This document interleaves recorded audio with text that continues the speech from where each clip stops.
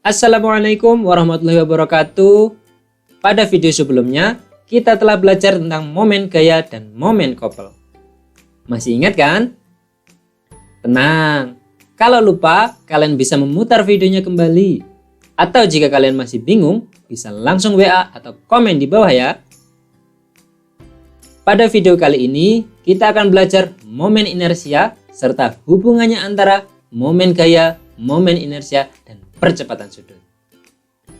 Di kelas 10, kalian telah belajar tentang inersia atau sering juga dikenal dengan kelembaman. Apa sih inersia atau kelembaman itu? Wah, kalian masih ingat rupanya. Inersia atau kelembaman itu adalah kemampuan atau kecenderungan suatu benda untuk mempertahankan kondisinya pada gerak lurus. Nah, ya kan? Kondisi yang dimaksud itu apa yuk? Kondisi yang dimaksud adalah geraknya atau kecepatannya. Nah, tentunya kalian masih ingat kan hukum 1 Newton dulu di kelas 10. Sigma F sama dengan 0. Artinya, jika tidak ada gaya luar yang mempengaruhi suatu benda, maka benda yang awalnya diam akan selalu diam. Kalau benda yang awalnya bergerak lurus beraturan, maka akan selalu bergerak lurus beraturan. Itu jika tidak ada gaya luar yang mempengaruhinya. Terus yang sering dicontohkan dulu di sekolah di kelas 10, itu kan ketika kita sedang naik bus atau sedang naik mobil, kemudian sopir mengerem mendadak, maka badan kita akan cenderung mempertahankan kondisinya sehingga badan kita terasa seperti terdorong ke depan ketika direm. Nah, itu tadi inersia atau kelembaman. Sekarang di bab ini ada tambahan kata momen, jadinya momen inersia. Apa bedanya dengan momen inersia? Yang tadi kan inersia, sekarang apa bedanya dengan momen inersia? Kalau inersia tadi kelembaman untuk gerak lurus, sedangkan momen inersia itu adalah kelembaman untuk gerak rotasi. Jadinya definisi dari momen inersia itu sendiri adalah kemampuan atau kecenderungan suatu benda untuk mempertahankan kecepatan sudut rotasinya. Jadi benda yang sulit untuk diputar itu berarti apa? Memiliki momen inersia yang besar. Atau ketika benda yang sedang berputar sulit untuk dihentikan atau juga sulit untuk dipercepat, itu juga memiliki momen inersia yang besar. Nah, pembahasan mengenai momen inersia ini akan kita bagi menjadi dua, yaitu momen inersia sistem partikel dan momen inersia benda tegar. Yang pertama, momen inersia sistem partikel. Perhatikan gambar berikut. Ada sebuah partikel bermasa M yang berjarak R dari porosnya O, porosnya ada di O. Maka momen inersia dari partikel ini dapat dinyatakan dengan apa? I. Momen inersia itu I. Sama dengan massa dikali kuadrat jaraknya ke poros. Dimana M ini adalah massa partikel dengan satuan kilogram. R-nya adalah jarak partikel ke poros dengan satuan meter. Sehingga momen inersia satuannya adalah kilogram meter persegi. Sekarang bagaimana jika dalam suatu sistem terdapat sejumlah partikel seperti pada gambar berikut? Nah, sekarang ada beberapa partikel, tidak hanya satu. Nah, kalau seperti ini, resultan momen inersianya, caranya gimana? Mencari resultan momen inersianya. Tinggal kita jumlahkan momen inersia dari masing-masing partikel. Nah, secara matematisnya dapat ditulis seperti ini. Massa partikel 1 dikali kuadrat dari jarak partikel 1 ke poros ditambah massa partikel kedua dikali kuadrat jarak partikel kedua ke poros dan seterusnya. Agar lebih paham, kita langsung saja ke contoh soal. Nah, perhatikan gambar di samping dengan cermat. Ada 4 buah bola dengan massa M, massa keduanya 2M, 3M, dan 4M dipasang pada ujung kerangka yang massanya diabaikan. Sistem terletak pada bidang XY. Jika sistem diputar terhadap sumbu Y, tentukan momen inersia sistem tersebut. Yang perlu kalian cermati adalah gimana? Sumbu putarnya.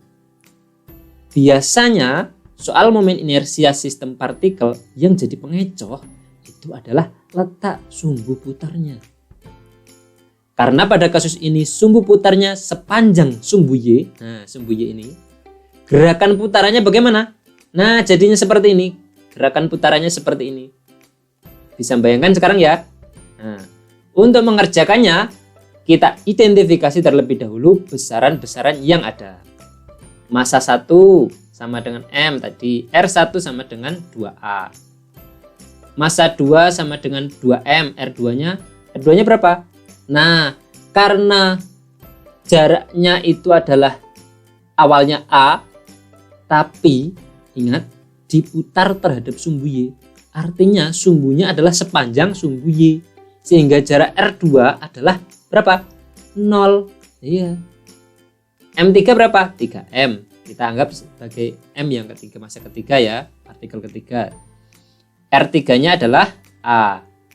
Massa partikel keempat besarnya adalah 4M.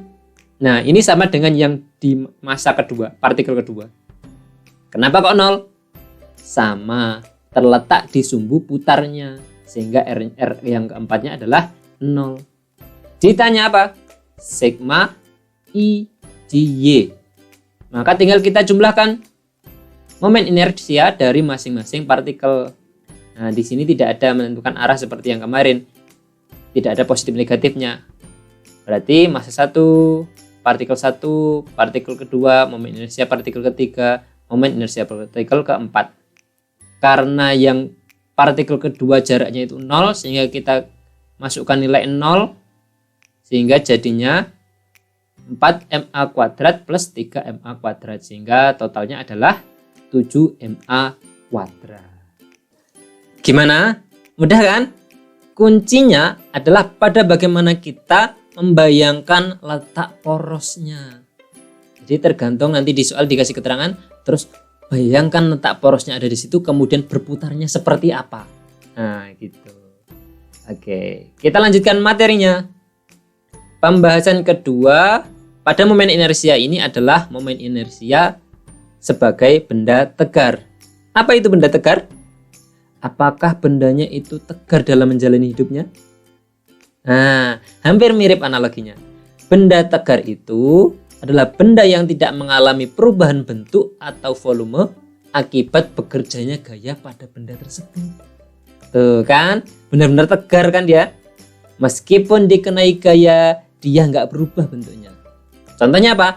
Kayu, besi, batu, dan lain sebagainya, yang benda-benda yang berupa benda padat. Pada sistem partikel yang tadi, itu kan ada pembahasan di mana suatu sistem terdiri dari beberapa partikel. Untuk menentukan momen inersia total, tadi kan diperoleh dengan apa? Menjumlahkannya. Nah, di benda tegar, meskipun pada dasarnya itu merupakan kumpulan dari sekian partikel, akan tetapi kita tidak dapat melakukan penjumlahan dengan tanda sigma seperti pada sistem partikel tadi. Bayangkan sebuah benda seperti ini. Nah, seperti di gambar. Kemudian kita bagi menjadi berbagai elemen massa kecil dm, kita sebut aja dm, yang berjarak tetap r dari poros rotasi. Jika benda tegar tersebut memiliki distribusi massa yang kontinu, artinya kerapatan di setiap bagiannya itu sama, atau gampangnya bisa dibilang homogen, maka kita harus menjumlahkannya dengan apa? Dengan tanda integral. Jadi sigma tadi kita ganti dengan integral. Sehingga momen inersia I dapat dinyatakan dengan integral R kuadrat dm. Nah, pada video ini kita tidak membahas penurunan rumus untuk menentukan momen inersia benda tegar. Kenapa? Karena di matematika kalian belum masuk ke materi integral. Kita akan langsung pada momen inersia dari berbagai benda tegar yang umum dikenal. Nah, ini dia benda-benda yang sering muncul di soal. Kalau kita perhatikan, benda yang bentuknya sama, ukurannya juga sama, porosnya juga sama, tetapi yang satunya pejal dan satunya berungga. Nah, ini nih, ada di bola pejal dan bola berungga. Ternyata kedua bola itu memiliki besar momen inersia yang berbeda. Benda yang pejal atau bola yang pejal ini memiliki momen inersia yang lebih kecil. Kenapa kok bisa seperti itu? Nah, hal ini dikarenakan sebaran massanya lebih dekat pada porosnya. Sedangkan pada bola berongga, momen inersianya lebih besar. Kalau kita cermati lagi, di sini ada dua batang silinder memiliki bentuk dan ukurannya sama, namun posisi porosnya berbeda. Ternyata momen inersianya 1/12 dari massa dikalikan kuadrat panjang dari batang tersebut. Sedangkan ketika porosnya ada di ujung, momen inersianya adalah 1/3. Ketika diputar dengan sumbu di pusat massa, momen inersianya tadi lebih apa? Lebih kecil. Artinya pada posisi seperti ini, ketika di tengah-tengah porosnya, benda akan lebih mudah diputar. Loh, terus penentuan ini tadi kan 1/12, kalau di ujung ternyata 1/3. Penentuan ini didapat dari mana?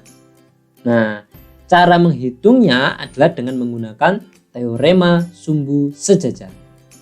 Ini saya jelaskan sebagai materi pengayaan saja ya. Jangan dipikir terlalu berat, yang penting bahagia. Batang sepanjang L, pusat massanya tadi di tengah-tengah seperti pada gambar. Porosnya mau kita letakkan di ujung A.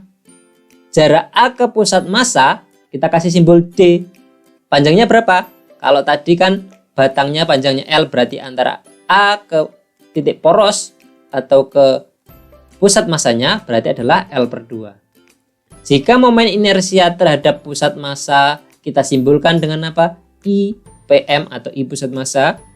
Momen inersia terhadap poros sejajar di titik A yang baru, poros yang baru, itu adalah IA yang berjarak D dari pusat massa. Itu dapat kita hitung dengan rumus sumbu sejajar seperti ini. Momen inersia di A sama dengan momen inersia di pusat massa ditambah massa dikali D kuadrat. Apa itu tadi D? Jarak antara poros ke pusat massa. Nah, coba sekarang kita masukkan pusat I, pusat massa dari yang sudah kita ketahui tadi. Ketika di porosnya di tengah-tengah atau di pusat massa, tadi kan momen inersianya 1/12. Nah, kita masukkan 1/12 ml kuadrat ditambah D-nya tadi kan L/2, sehingga jadinya ml/2 dikuadratkan. Sehingga kuadratnya kita masukkan menjadi 1/12 ml kuadrat ditambah M dikali L kuadrat per 4. Sehingga kita samakan menyebutnya menjadi ml kuadrat per 12 ditambah 3 ml kuadrat per 12. Jadinya totalnya adalah 1/3 ml kuadrat. Nah, sama kan dengannya tadi. Gitu deh. Untuk contoh soalnya, kita gabung dengan sub bahasan setelah ini ya. Jadi, kita lanjutin dulu materinya. Bahasan keempat pada dinamika rotasi adalah hubungan momen gaya, momen inersia, dan percepatan sudut. Masih terkait partikel yang berotasi, nah lihat di gambar. Sebuah partikel bermassa M yang berotasi pada lingkaran berjari-jari R akibat gaya tangen selnya atau gaya lurusnya. Sesuai hukum 2 Newton, nah di kelas 10 sudah pernah kita pelajari, gaya akan menyebabkan percepatan tangensial atau percepatan linear, sama aja. F sama dengan M kali A. Nah, itu kan matematisnya dari hukum 2 Newton. F sama dengan massa dikali percepatan. Tapi sebelum kita melanjutkan penurunan rumusnya, saya ingin mengingatkan besaran-besaran yang analogi di gerak linear dan rotasi. Nah, ini harus kalian ingat-ingat lagi. Ini dia. Ada S, itu menunjukkan posisi di gerak rotasi theta. Kecepatan linear V, di gerak rotasi ada omega. Di gerak linear ada percepatan linear A, di gerak rotasi ada percepatan sudut alfa. Nah, hubungannya antara gerak linear dan rotasi itu ternyata ada R. Nah, S sama dengan theta kali R, V sama dengan omega kali R, A sama dengan alfa kali R. Nah, itu perlu diingat-ingat. Begitu pula besaran-besaran yang di GLBB dan GMBB. Kita kembali lagi ke F sama dengan M kali A atau percepatan tangensial atau percepatan linear tadi. Dari tabel kita tahu tadi percepatan tangensial atau percepatan linear A itu kan sama dengan alfa kali R. Nah, atau kalau dibalik bolak-balik sama aja ya, R kali alfa. Maka F sama dengan M kali R kali alfa. Kalau kedua ruas kita kalikan dengan R, jadinya F kali R sama dengan MR kuadrat dikali alfa. Nah, F kali R itu apa tadi? Yups, torsi. Lah kalau MR kuadrat? Ya, momen inersia. Sehingga torsi sama dengan momen inersia dikali percepatan sudut. Nah, itu dia hubungan ketiganya. Udah dapat, udah kita ketahui. Nah, itu pembahasan kita pada video part kedua, yaitu bagian dari seri dinamika rotasi ini. Jika ada pertanyaan bisa bertanya melalui WA atau komen di bawah. See you in the next video. Wassalamualaikum warahmatullahi wabarakatuh.